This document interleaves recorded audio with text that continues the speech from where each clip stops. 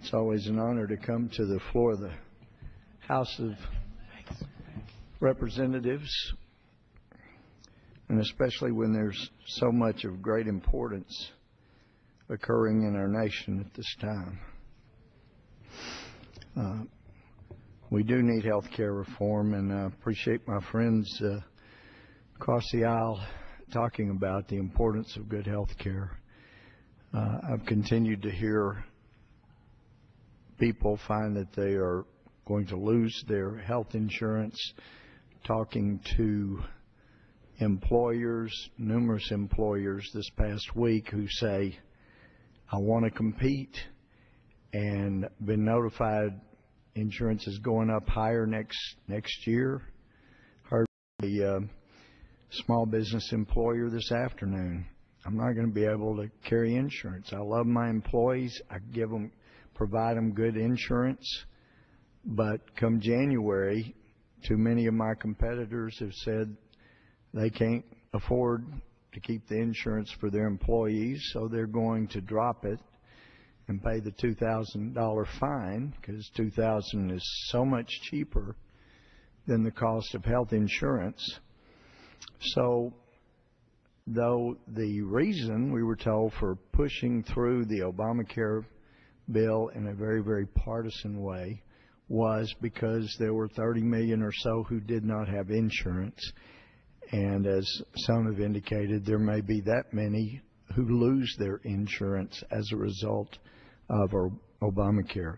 So I'm very concerned. I, like my friends across the aisle, want to make sure not that people have insurance necessarily, but that they have affordable health care. And I'm hearing from health care providers that because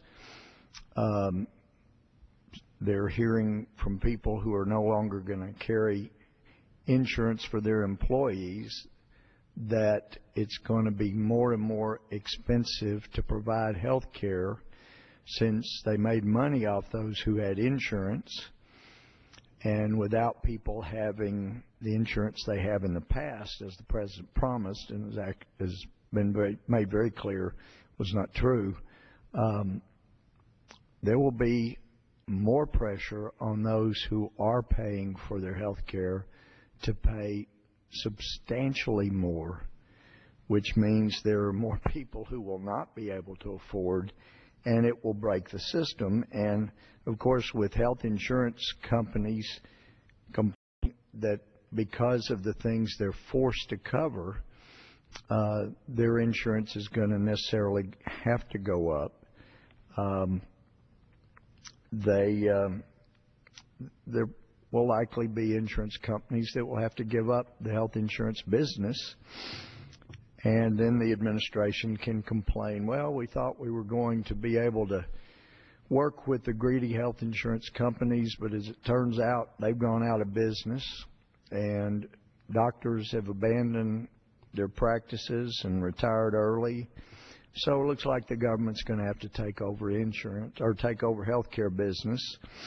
Under Obamacare, the federal government is already going to have everybody's health records, their most private, personal secrets between them and their health care provider will then be available to the federal government, and as I understand it, to General Electric, who this administration, because of the great support of General Electric for this administration and the cozy working relationship, they'll have the contract to take care of everybody's health care records. So that'll be just delightful. The tragic thing, just as the one lady asked during the town hall that the President had at the White House, when she asked about her elderly mother getting a pacemaker, though she was of late years, I believe 95, and that she's had the pacemaker for 10, 11 years, would the panel that decided who would get what treatment, would they consider the quality of life of an individual in determining whether or not a pacemaker or such things? And the answer the president ultimately gave is, let's face it, maybe we're better off telling your mother that, instead of a pacemaker, you get a pain pill. So it's very clear, and as we approach the day when Obamacare kicks in fully, there will be more and more seniors, whatever age this panel, it's not really a death panel, but it will decide who gets pacemakers and who is perhaps too old or maybe lived a good life but now is beyond being worthy of, in this administration's opinion, of getting a new knee or a new hip or back surgery, those kind of things. So you'll have bureaucrats that are deciding those issues, all in the name of helping people with their health care. Because as anyone that seriously looks deeply into socialized medicine finds out, the only way for socialized medicine to stay afloat is if you have people dying while they're waiting on a list to get their particular procedures. I mentioned on the floor, I believe last year, about a report from England that they're hoping to reduce the length of time that patients have to wait for their procedures, whether therapeutic or diagnostic, surgery, therapy, whatever it is, reduce that wait from the time it's prescribed till the time it's obtained to down to 10 months. Well, there are a lot of people that we know find out they have cancer, they have some problem, perhaps need a bypass, and if they don't get it immediately, then they don't make it for 10 months. So that's where we're headed, and eventually people will see that, and I just hope and pray it's not too late so that enough people will put pressure on their members of Congress, and especially the Senate, to repeal Obamacare and get us true health care reform so that people can have the health care that they want to have, they deserve to have, and for those that are truly, and only those who are truly chronically ill or chronically poor and are not able to work or obtain affordable health care, then those people, as a caring society, we take care of.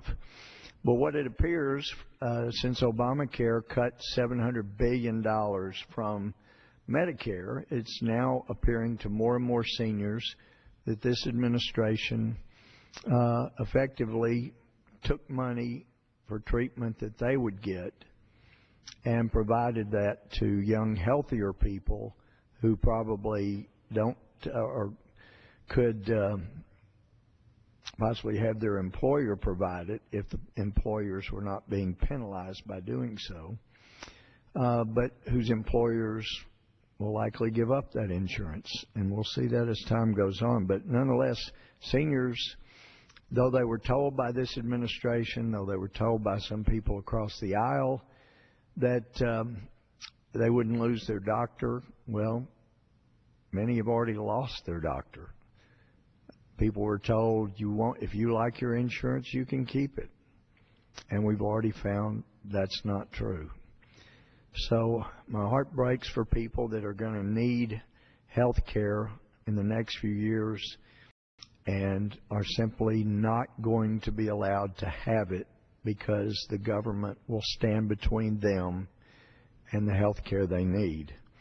I do recall seeing the president on video saying some years back that he wanted single-payer health care, but he was, the government taking over all health care, but he wasn't going to be able to, we couldn't get there in one step. And as you examine Obamacare and you see that it's ultimately going to bankrupt health insurance companies, it's going to drive doctors out of the profession, it's going to ultimately bring down the standard of care, we see that it has now set up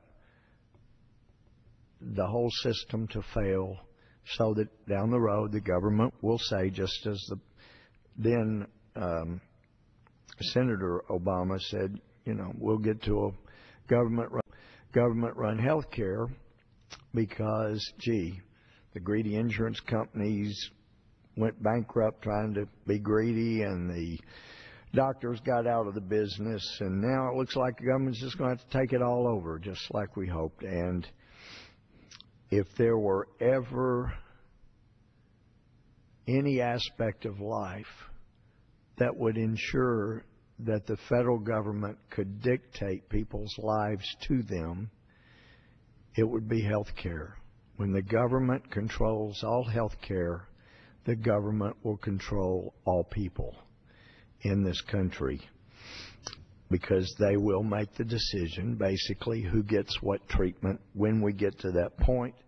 And I'm hoping and praying we will repeal Obamacare before that happens.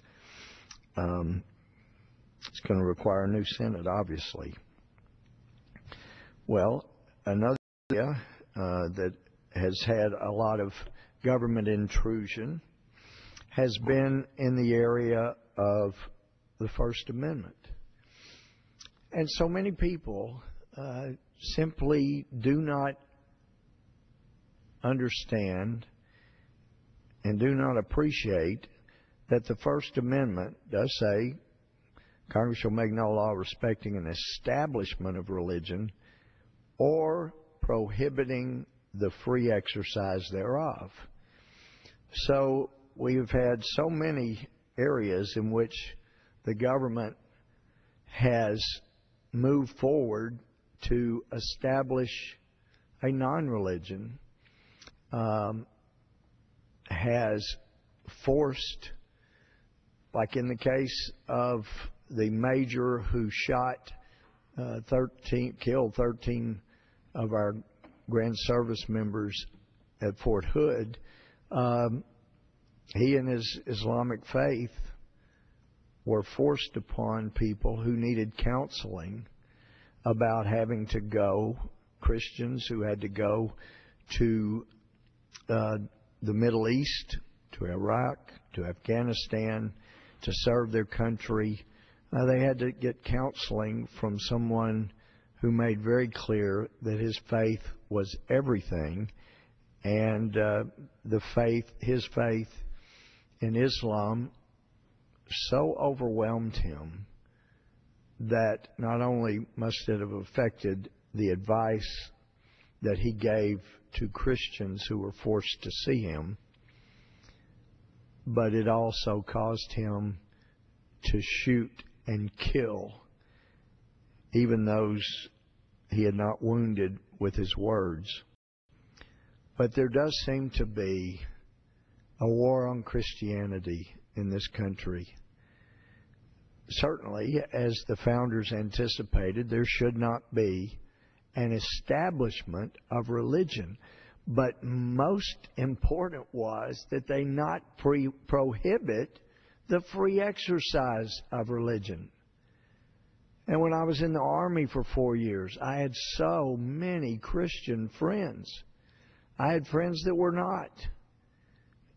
But I had so many Christian friends. And it seemed that, especially around East Texas, where I grew up, so many Christians, those that came from Christian background, also had instilled not only a faith in God, but also a love of country because of just how blessed this country has been. And because they understood that since most of the founders had this Christian faith, and over half, about 2/3, were even ordained Christian ministers, the signers of the Declaration of Independence, they wanted freedom of religion. So you could be an atheist, you could be a Muslim, you could be a Buddhist, whatever. You could believe in the power of crystals and nothing else, whatever it was. Because it was the Christian faith, if it is truly Christian, then it provides everyone with the freedom of choice as God has given us. There are other religions that do not give freedom of choice. And we know the Islamic countries where we're not allowed, even as members of Congress, to carry in a Bible or to talk about our faith at all. They clearly prohibit the free exercise of religion. Even since this country and so many thousands of Americans laid down their lives to bring freedom to Afghanistan, this country gave Afghanistan a constitution in which Sharia law was the law of the land, and the last report I saw indicated that the last Jewish person had left Afghanistan and the last public Christian church had closed. So there's no freedom of religion there. There's no freedom of religion even in allied nations like Saudi Arabia, or even in Egypt, not complete freedom of worship, even when Egypt was more of an ally than a country that elected a Muslim Brotherhood member who wanted to see the great Satan America destroyed. This has been a country where anyone, any religious beliefs, would have freedom of religion. But when we get away from the Judeo-Christian faith, whose notions founded this country, then there is no protection for all religions. So it was interesting to see, especially having been in the Army, having had friends that made careers out of the military. Some started with me, stayed in for careers. To see last week that, as this headline says, Pentagon confirms may court-martial soldiers who share Christian faith. This article, May 1st, by Ken Klukowski, said the Pentagon has released a statement confirming that soldiers could be prosecuted for promoting their faith. Quote, religious proselytization is not permitted within the Department of Defense. Court-martials and non-judicial punishment are decided on a case-by-case basis.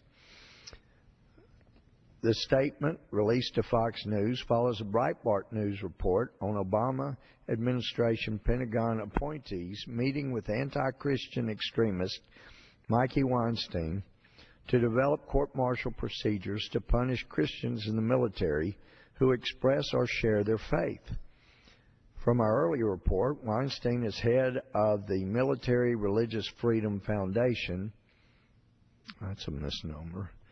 And says Christians, including chaplains, sharing the gospel of Jesus Christ in the military are guilty of treason and of committing an act of spiritual rape as serious a crime as sexual assault. Unquote. He also asserted that Christians sharing their faith in the military are, quote, enemies of the Constitution, unquote. Being convicted in a court-martial means that a soldier has committed a crime under federal military law. Punishment for a court-martial can include imprisonment and being dishonorably discharged from the military. The article goes on, so President Barack Obama's civilian appointees who lead the Pentagon are confirming that the military will make it a crime, possibly resulting in imprisonment for those in uniform to share their faith.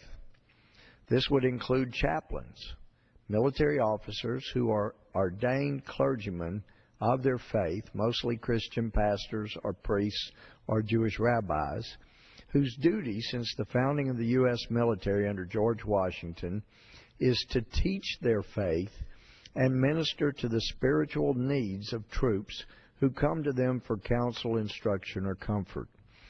This regulation would severely limit expressions of faith in the military, even on a one-to-one basis between close friends. It could also effectively abolish the position of chaplain in the military as it would not allow chaplains, or any service members for that matter, to say anything that about their faith that others say led them to think they were being encouraged to make faith part of their life. It's difficult to imagine how a member of the clergy could give spiritual counseling without saying anything that might be perceived in that fashion. World Magazine has an article entitled Religious Battle Lines, posted May 2nd, 2013. And in that article by Edward Lee Pitts, it says, in a provocative piece at the Huffington Post written before his Pentagon visit, Weinstein, who served in the U.S. Air Force, said, "We face incredibly well-funded gangs of fundamentalist Christian monsters who terrorize their fellow Americans by forcing their weaponized and twisted version of Christianity upon their helpless subordinates in our nation's armed forces." Unquote.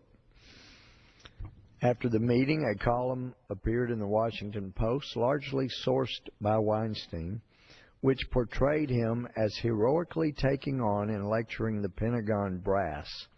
That piece in the newspaper's On Faith section opened by suggesting that while Defense Secretary Chuck Hagel has Pentagon budget concerns, quote, there are much more serious issues he must deal with. Religious proselytization and sexual assault are at the top of the list. Well, if Secretary Hagel were talking about the type of proselytization that has gone on among our military members that has caused anyone to yell Allah Akbar and then go about killing fellow members of the service, then I would certainly understand why Secretary Hagel would be concerned about that kind of proselytizing. But for anyone to talk about sedition and treason and Christians basically acting in an unconstitutional way by expressing or utilizing their freedom of religion, for him to promote the prohibition of the free exercise of religion would be actually encouraging treason, and it would be so very unconstitutional. So it's quite interesting when you find people who are educated beyond their ability such that they could read the Constitution and not understand the second clause that does not allow the prohibition to the free exercise of religion. We got an explanation from DOD and the Air Force on what they really meant after people started objecting to this. And the Air Force statement said this, quote, when on duty or in an official capacity, Air Force members are free to express their personal religious beliefs as long as it does not make others uncomfortable. Proselytizing, inducing someone to convert to one's faith, goes over that line. Leaders must avoid the actual or apparent use of their position to promote their personal religious beliefs to their subordinates or to extend preferential treatment for any religion. Well, as and this is a matter from Fox News. This says, Lieutenant Colonel Tingley's last sentence is troubling. An Air Force officer was told he could no longer keep a Bible on his desk because it may appear that he was condoning a particular religion. Air Force officers must be allowed to live out their faith in a way that is consistent with their faith. If the Bible is important, then an Air Force officer should be able to have one on his desk. Air Force officers should be allowed to attend chapel, lead prayers, even speak in chapel, and lead Bible studies if it is consistent with their faith. This statement does not help. What, quote, as long as it does not make others uncomfortable, unquote, mean? Who decides? How much of this policy did Mikey Weinstein influence? Question mark. These are all good questions, because if the standard is that you may be allowed to express your religious beliefs unless it makes someone uncomfortable, then that is basically a prohibition of anybody's freedom of religion if they are a Christian. Mr. Weinstein doesn't seem to be bothered. I haven't seen an expression of concern about anybody yelling Allahu Akbar and killing 13 other service members as an expression of religion. He doesn't seem to have found that treasonous or problematic, but some of the rest of us do. And so I hope that that common sense and reason will win out, especially considering the historic nature of our Constitution. And those who parrot the word separation of church and state as if they are in the Constitution, I find don't often know that those are not in the Constitution and are not aware that Thomas Jefferson coined that phrase in a letter to the Danbury Baptists, where he also coined the phrase wall of separation.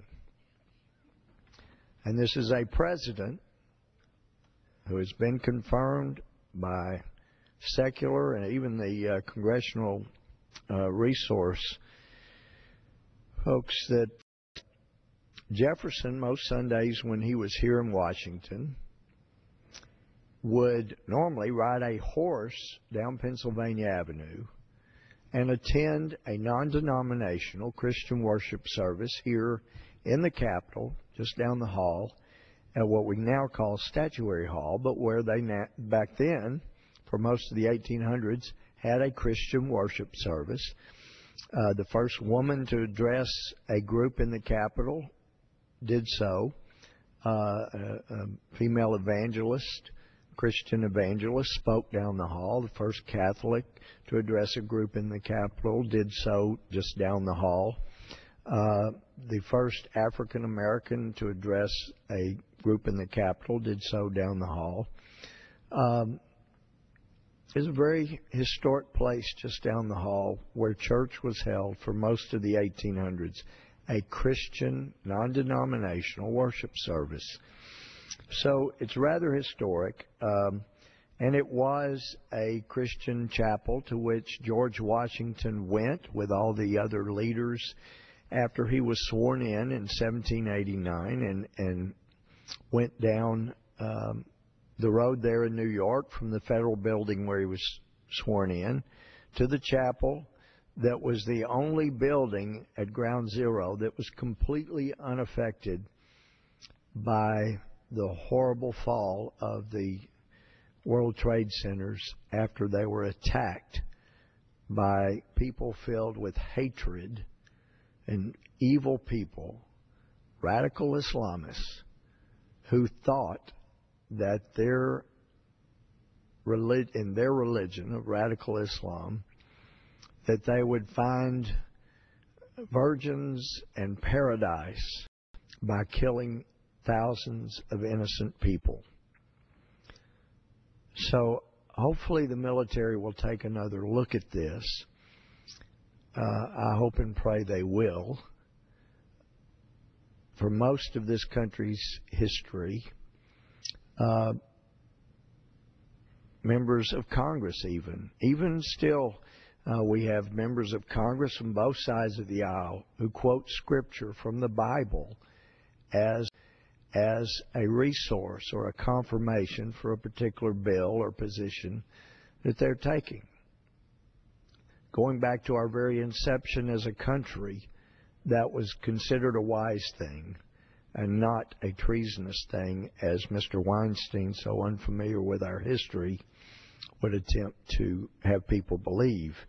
It was the incredible Martin Luther King Jr., an ordained Christian minister, that sought to apply the teachings of Jesus and the philosophy of Jesus through nonviolence to force the Constitution to be interpreted to mean exactly what it said. And that is the kind of basis from which there is legitimacy to treat all people equally. As Jefferson made clear, if people do not realize that their liberty comes from God, then they will not long keep that liberty. I think he said he trembled at such a thought.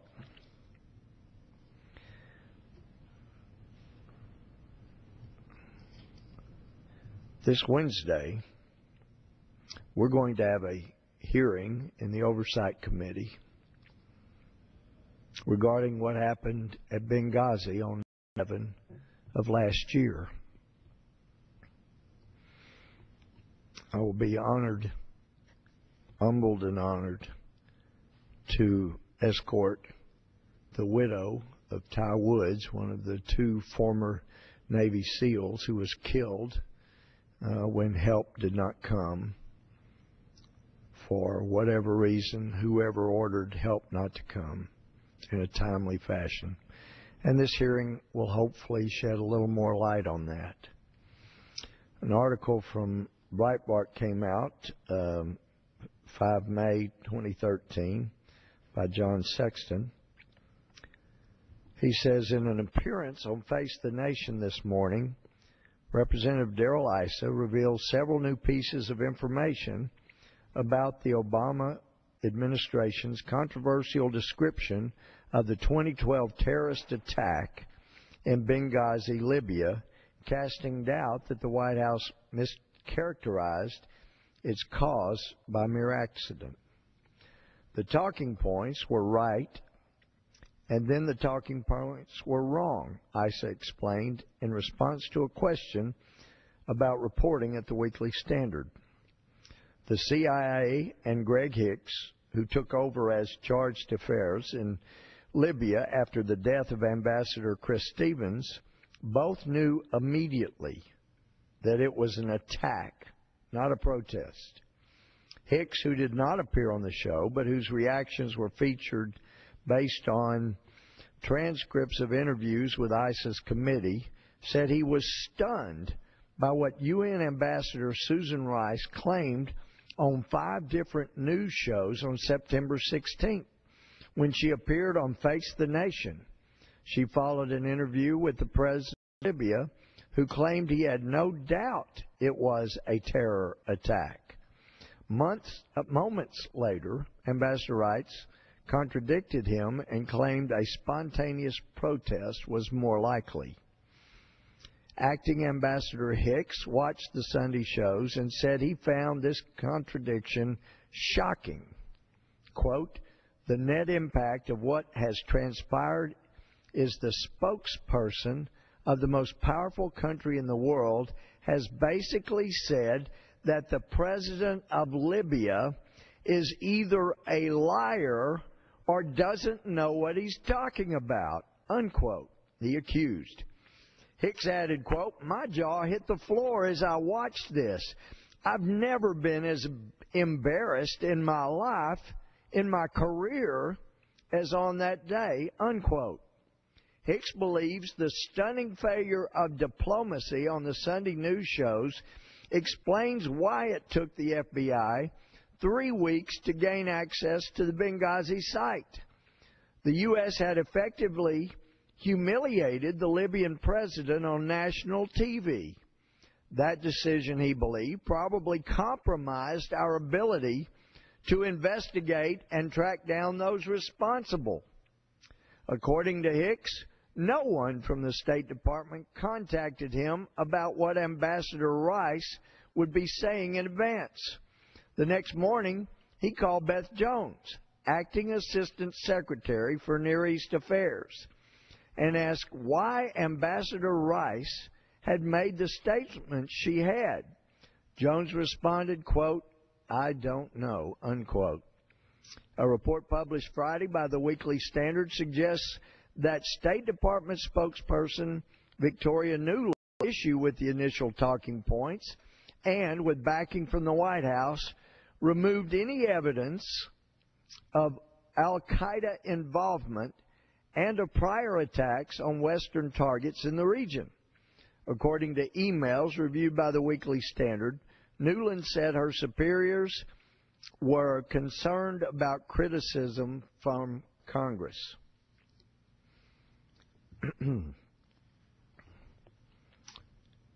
You don't have to be trained in the diplomatic corps to understand that if the president of Libya, where our consulate was attacked, said this was not a protest, it was an attack by extremists, that since this administration needed his administration's assistance in investigating the matter, that they may have just alienated the president of Libya and negated efforts to bring the people responsible to justice.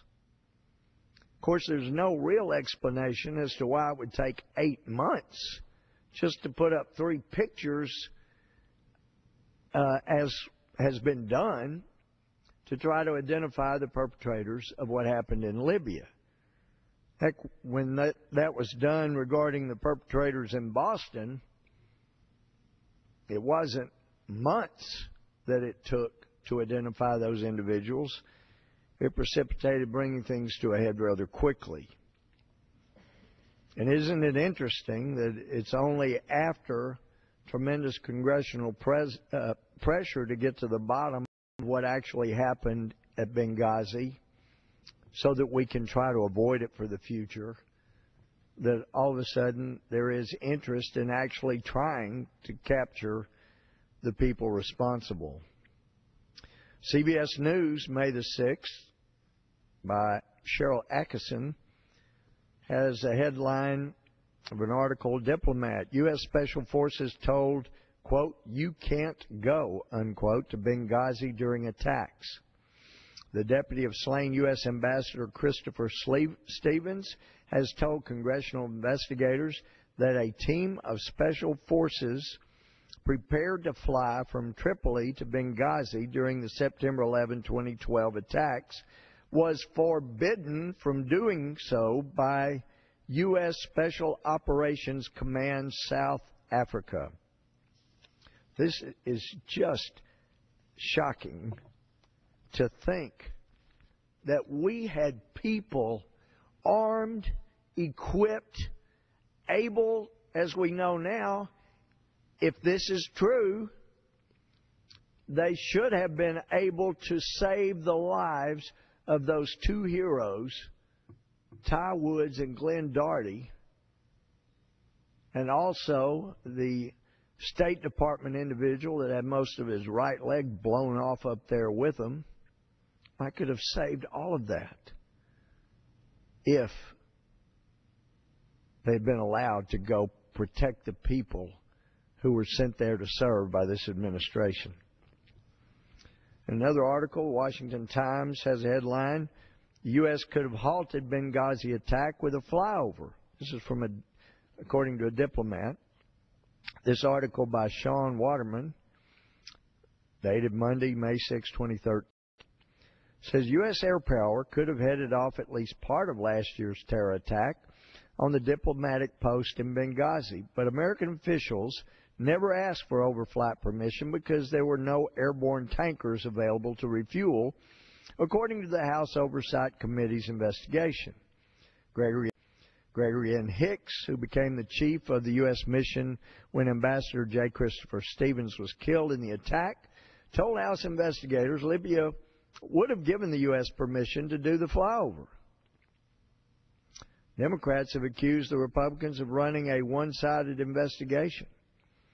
Mr. Hicks will testify on Capitol Hill this week, along with several others who will detail the conflicting stories the Obama administration told in the days after the attack, which left Stevens and 3 other Americans dead. Mr. Hicks was Deputy Chief of Mission at the Embassy in Tripoli when the U.S. post in Benghazi was attacked by heavily armed extremists on September 11. In interviews last month, Mr. Hicks told investigators with the House Oversight and Government Reform Committee that an overflight by a U.S. F-15 or F-16 might have prevented the second phase of the attack. After the diplomatic post was overrun and set ablaze that night, killing Stevens and Foreign Service Officer Sean Smith, the survivors took refuge in a nearby CIA building called the Annex. That building was in turn attacked at dawn on September 12th when a mortar barrage killed former SEALs Glenn Doherty and Tyrone Woods. Quote, if we had gotten clearance from the Libyan military from an American plane to fly over Libyan airspace, if we had been able to scramble a fighter or aircraft or 2 over Benghazi as quickly as possible after it commenced, I believe there would not have been a mortar attack on the Annex in the morning because I believe the Libyans would have split, Mr. Hicks told House investigators. Another article from Fox News says Clinton sought in-run around Counterterrorism Bureau on night of Benghazi attack, witness will say at hearing. Also dated May 6, 2013. On the night of September 11th, as the Obama administration scrambled to respond to the Benghazi terror attacks, then Secretary of State Hillary Clinton and a key aide effectively tried to cut the department's own Counterterrorism Bureau out of the chain of reporting and decision-making, according to a whistleblower witness from that bureau who will soon testify to the charge before Congress, Fox News has learned. That witness is Mark I. Thompson, a former Marine and now the Deputy Coordinator for Operations in the agency's Counterterrorism Bureau. It goes on down, it says, Fox News has also learned that another official from the Counterterrorism Bureau, independently of Thompson, voiced the same complaint about Clinton and Undersecretary for Management, Patrick Kennedy, to trusted national security colleagues back in October. Extremists linked to al-Qaeda stormed the U.S. consulate and a nearby annex on September 11th in a heavily armed and well-coordinated 8-hour assault that killed the U.S. ambassador to Libya, Chris Stevens, and 3 other Americans. Thompson considers himself a whistleblower whose account was suppressed by the official investigative panel that Clinton convened to review the episode, the Accountability Review Board. Thompson's lawyer, Joseph DeGenova, a former U.S. attorney, has further alleged that his client is subjected to threats and intimidation by his yet unnamed superiors at state in advance of cooperation with Congress. Down further it says, quote, you should have seen what, in parentheses, Clinton tried to do to us that night, unquote, the second official in state's Counterterrorism Bureau told colleagues back in October. Those comments would appear to be corroborated by Thompson's forthcoming testimony. State Department spokeswoman Jen Psaki called the counterterrorism officials' allegations 100% false. A spokesman for Clinton said tersely the charge is not true. And it says, quoting Daniel Benjamin, who ran the department's counterterrorism bureau at the time, also put out a statement Monday morning strongly denying the charges. Quote, I ran the bureau then. I can say now with certainty, as the former coordinator for counterterrorism, that this charge is simply untrue, he said, though I was out of the country on official travel at the time of the attack, and he goes on. But that seems to be the way when this administration wants somebody to say, as he did, something is simply, a charge is simply untrue, and to strongly deny charges. They seem to have to call on somebody who had no first-hand information, which was why so many people were questioning why Ambassador Susan Rice was called upon to make the Sunday morning show round and constantly tell people that apparently it was the result of a protest and was not al-Qaeda related, when in fact, as people knew that night, at the time of the attack, this was a coordinated effort. There was no sign of protest.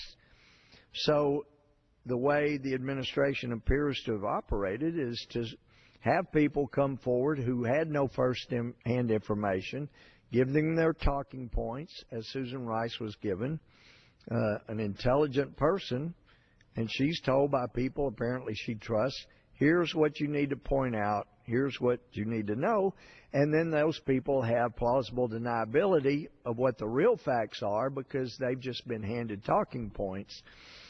So it is a very serious matter when we're trying to get to the truth, because it does matter. It makes the difference between whether or not we learn from mistakes that were made and correct them for the future, or whether we refuse to learn from history, refuse to learn from the mistakes that were made, so that we become, as the old saying says, destined to repeat them. So it does matter, and it matters very much to Ty Wood's widow, who will be here for the hearing. She does have interest because it does matter to her. What difference does it make? It will matter to the loved ones of those who will die in the future if we don't get down to what actually occurred, what mistakes were made, so we can avoid them being made in the future. It makes a lot of difference to those who don't want their loved ones to die in the service of this country. Now, there are also reports out there that, as I read already, that there was special forces who were ordered to stand down and not go forward and help those at Benghazi. As the article from CS News points out, that there may have been a special forces team that was ready to go, and then they were told, you can't go. It is just incredible to think that someone may have given such an order and not allowed the military to go forward. There are rumors afloat that people in the military, people in the State Department, have been told not to talk to members of Congress about what happened at Benghazi.